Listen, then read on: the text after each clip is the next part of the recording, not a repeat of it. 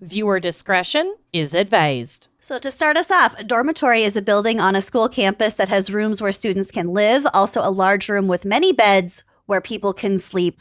Dormitory can mean a lot of things. Mm-hmm. End of segment. Special thanks. Any questions? No. Moving on. I have a lot about dorms, and that's my seg. So the equivalent of a bedroom community in American English is known as a dormitory town in British English.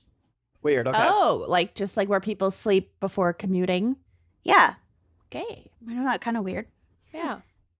Art historian Carla Yanni wrote a book called Living on Campus, An Architectural History of the American Dormitory, which sounds super dry, but is actually quite interesting. So the majority of my notes are from two separate Smithsonian Magazine articles. She says, quote, residence halls are not mute containers for the temporary storage of youthful bodies and emergent minds, but instead they reveal and constitute historical evidence of the educational ideals of the people who built them. Mm-hmm. So the first U.S. colleges were sponsored by Protestant denominations and tended to be isolated in rural locations or small towns in order to distance students from the corrupting influence of the city. Hello, Hamilton College. I was thinking about Hamilton the entire time. Yeah, it was built in 1812. It's in the middle of nowhere. Nowhere. The rural. It's in a rural area with Isolation, Yanni said, allowed an institution to, quote, imprint its specific morality upon its followers. Dormitories were necessary when local rooming houses lacked enough berths for students, BERTHS. Okay, I was like, excuse?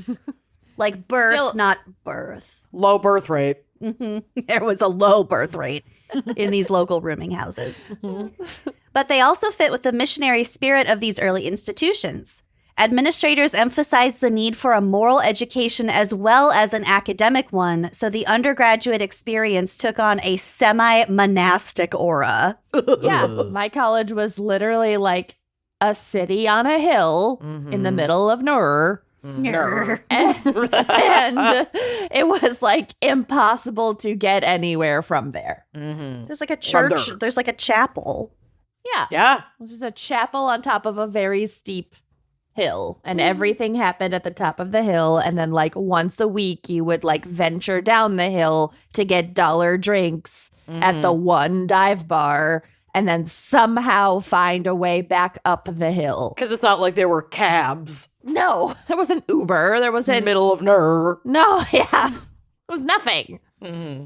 Oh god. So in the colonial period, which is not what Kenyon was just referencing, believe it or not, college buildings were often single, multi-purpose structures that housed all the functions of a school, including the president's home, faculty apartments, student bedrooms, a chapel, a library, a dining hall, and classrooms. So the dorms were the whole shebang. Mm-hmm. Harvard's first governing board reported in 1671, quote, it is well known what advantage to learning accrues by the multitude of persons cohabiting for scholastical communion, whereby to acquate? I don't know. This is old-timey spelling. Acquate the minds of one another and other ways to promote the ends of a college society. Keeping the students away from the rest of the world would serve eventually to create America's first crop of Puritan ministers, which is just what we needed. Yeah, sounds great. So these are the ones that burned all the fucking witches. Alleged Literally. witches. Yeah. Yes. Oh, yeah. The initial purposes of dormitories didn't last terribly long. Ben Franklin, for example, was less interested in the moral or pedagogical, I don't know how to say that, You did it. You nailed it. pedagogical benefits of his collegiate years than in socializing with other members of his class in order to find friends, business partners, and future brothers-in-law. Ugh, meat market. I don't think they meant Well, maybe. There's just like, hey, you're smart and you could be useful to me. You should meet my sister. Yeah, definitely.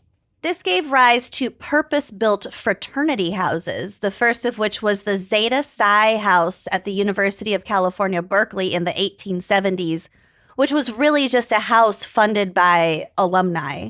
Really weird to think that frat houses started at Berkeley. That's bizarre. I mean, there were fraternities, but these were like the ones the with like house. purposes that were funded by the alumni. I don't think that was the case with like, because there were fraternities Right. of various kinds throughout history or whatever. But I think this is like the academic, what we know of now as a The fraternity. fish one. Okay. A fish. Eventually, Soup's a fish. yum. Eventually, more frats cropped up and more alumni wanted to fund them and build these grand mansions to boast of their fraternity's contribution to the college. This new emphasis on wealth gave the accurate impression, that frats were wealthy, expansive, and inclusive, which were sentiments already built into the American collegiate experience. And this goes without saying, these were also very white, male, Protestant sentiments. And so these dorms were almost always segregated. Yeah. Expansive and exclusive. I think you misspoke. What did I say? Inclusive. Oh, I definitely meant exclusive. Yeah. Oh, yeah. Yeah, we know.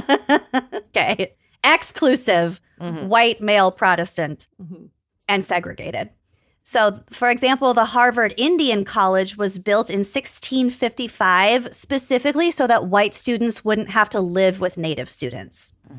Many students of color, especially Black students, if they were even allowed to study at a particular college, were often not allowed to live on campus. Cool. Women were, of course, segregated as well, as more middle and upper class women began pursuing degrees around the mid-19th century. Because they were expected to eventually become homemakers, like once their dreams of higher education. Yeah, just once sort of they get subsided. that out of their system. Had their little fun. Yeah, once go they have your settled little school down. vacation, and then you come back and have a baby.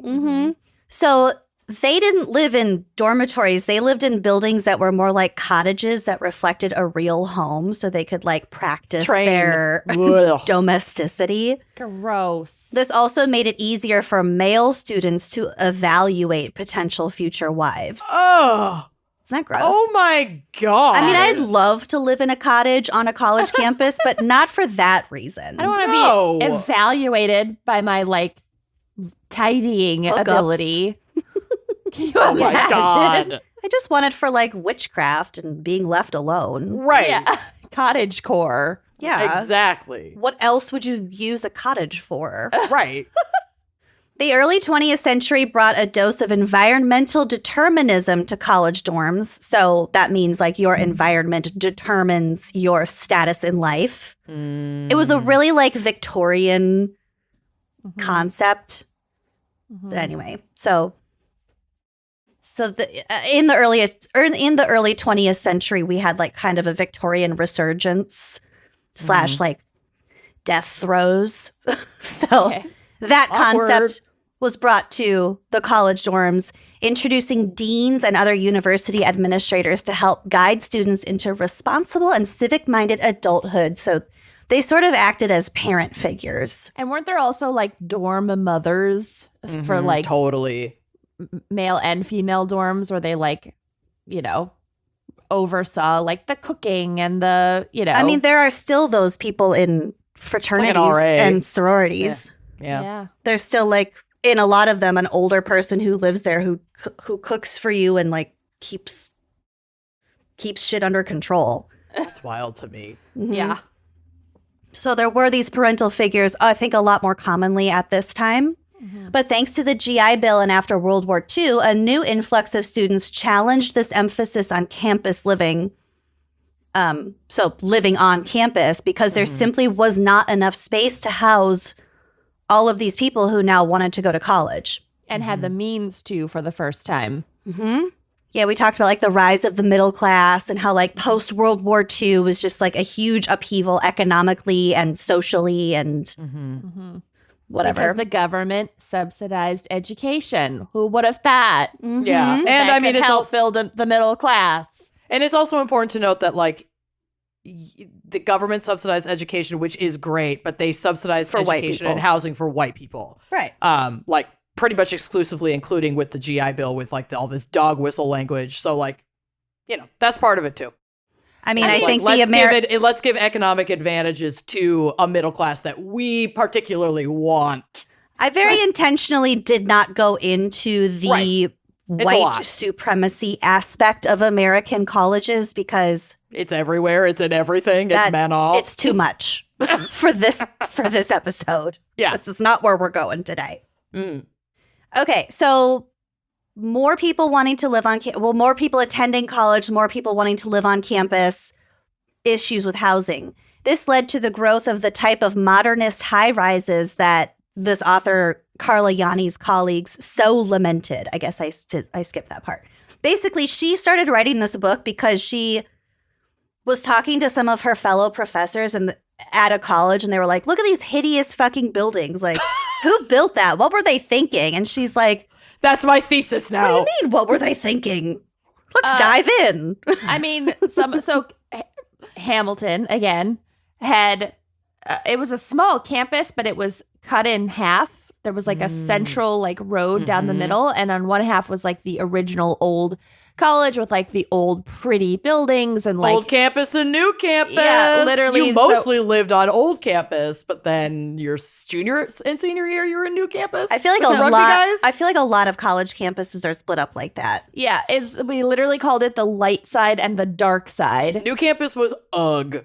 Yeah. So Uggo. the dark side, the newer side, was built in like the 60s. It was very brutalist architecture. All it had concrete. like all concrete. That's and, where like, you lived. Big giant sophomore year I lived there. Big giant windows, and like these dorms were like absolutely not designed for Northeast winters. There was no insulation. Like they had been taken like whole hog from like some campus in like Arizona, and they were like, my great. God. They Plop were that probably here. built in a panic because they didn't have beds for all the students that they wanted to take money from for them to attend their school. Well, it was originally the dark side was the women's college, and it had a different name, and it was like the sister school and whatever, and it was built in the 60s. And then when they merged the two, they were like, okay, great. These two totally disparate looking places are now one place, and we're going to put all the tours and freshmen on the pretty side. Yeah. to They put up lure like you a in. giant partition. Like, oh, that's under construction. And then sophomores and juniors Pay no attention are to the campus shoved behind the to curtain. the Campus dark behind the side. And then seniors can choose, so they would choose like the pretty light side. But yeah, it was not cute. Some of that architecture from the 60s, let me tell That's you. hilarious. I remember fun eating as hell. pizza in that rugby dorm so distinctly. Oh, that rugby dorm. I yeah, can I lived smell with the- that dorm. lived And I with was the there men's rugby once. team. The fucking concrete walls, though, very dorm, like classic dorm. And I didn't get this injury at Kenyon's college, but I did at another dorm get a sexual injury for which I still have a scar because I was on top in this guy's like twin bed that Extra he had long against, twin. Extra long twin. On that he had risers. against- You have on to special risers. order your sheets. Yep. That he had against a wall. Yep. And it was just Oh, the hand concrete scrape on block. No, my knee. I had like Oh. had my knee kind of like for pushing. Yeah. I don't want to roll my chair away. For stability. For, pushing. For pushing. And I scraped the flesh. Yeah. And I was in the throes of passion, so I didn't notice at the time. Get done. I'm like, Jesus Christ, my knee is on fire. What the fuck? Scraped all my skin off. Still have a scar there. Yep. Concrete will get you. Well, I sure hope you liked that clip. If you did like that clip, make sure you are subscribing to our YouTube channel, leaving us a nice review, and joining us on Patreon for even more video content, audio content, salacious content all around. Come join us. Treat yourself.